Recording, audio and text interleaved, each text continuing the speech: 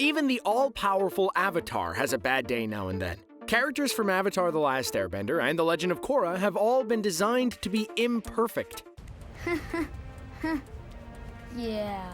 And it's precisely this aspect of the series that makes its characters so relatable on so many levels. While Korra has been accused of being a Mary Sue on many occasions, the fact that it took her so long to master airbending and that she is at times shown to be vulnerable or even breakable is what makes her so appealing. In today's Avatar video, I'll go over each main character's greatest weakness from both shows, and throw an extra Azula entry in there to spice things up.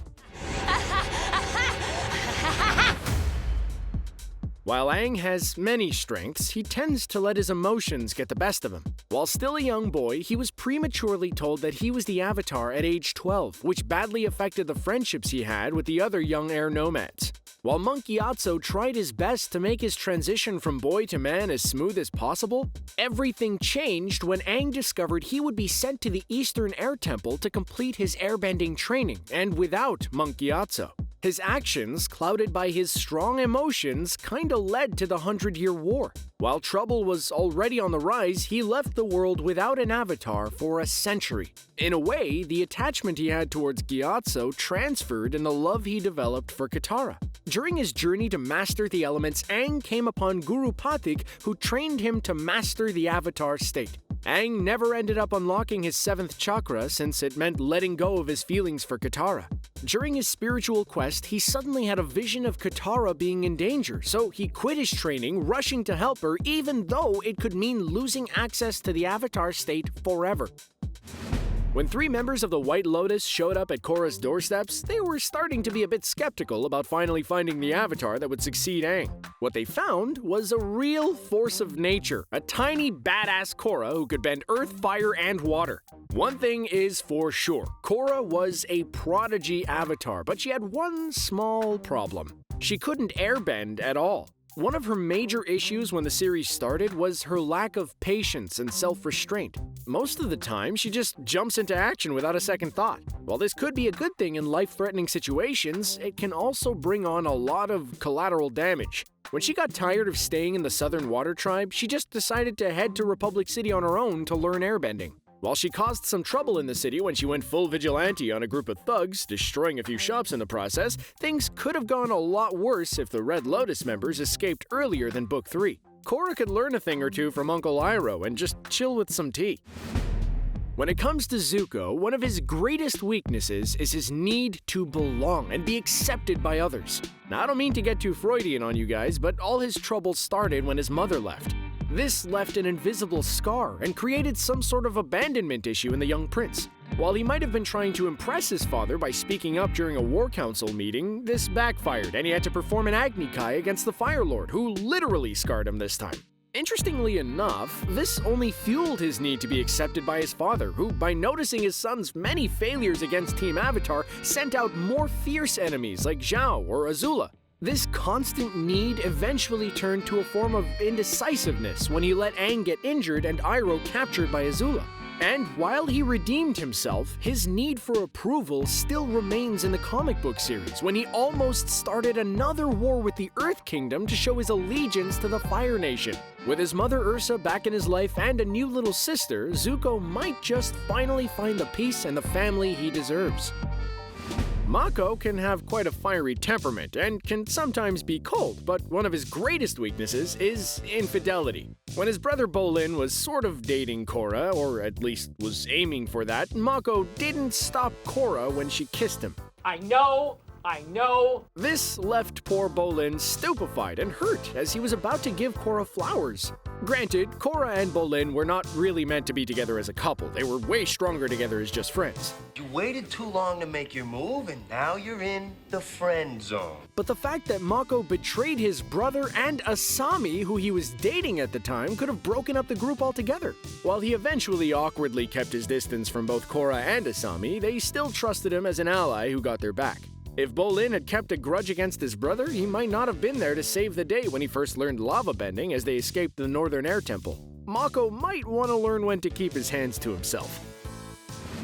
Katara might be a little too bossy at times. The fact that she was the sole waterbender in the whole Southern Water Tribe might have slightly inflated her sense of entitlement. That, plus the fact that she had to deal with the immaturity of her older brother and Aang's childishness. So, to some extent, her attitude is completely understandable. Playing mom for two teenage boys, including the world's last hope, is no easy task. But while Aang would basically let her be in charge since he was completely in love with her, and Sokka knew better than to get his little sister angry, things were not always smooth when it came to dealing with Toph. Since Toph marched to the beat of her own drum, and Katara's decisions were mostly unchallenged by the two boys, the two clashed a few times, threatening their undercover mission within the Fire Nation. When it comes to being confident, Azula is a master at it. While this can be seen as a major strength, in her case, it's a little bit too much. Azula believes that she can do anything with no consequences. Raised and groomed to become the next Fire Lord, the Lightning Bender lies and uses others without remorse. She even got past Toph's amazing lie detector ability, making it seem as if she believes her own lies. Her overconfidence also made her lash out at her only two friends, Ty Lee and Mei, which makes it really hard for her to actually connect with them. This eventually led to both of them betraying her and joining Team Avatar in order to bring Fire Lord Ozai down, and herself. The only thing that really mattered to Azula was her success in the eyes of her father. Or at least that's what she thought until she went totally mad, having lost everyone close to her and eventually lost in combat against Katara and Zuko. Her overconfidence brought her to underestimate her opponents, and that is how she lost everything.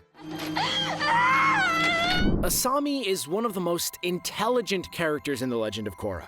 Having no elemental bending abilities like the rest of Team Avatar, she had to rely on something else to survive in the many adventures the group were part of. Not only is she a great businesswoman, industrialist, and engineer, but she is also a great fighter.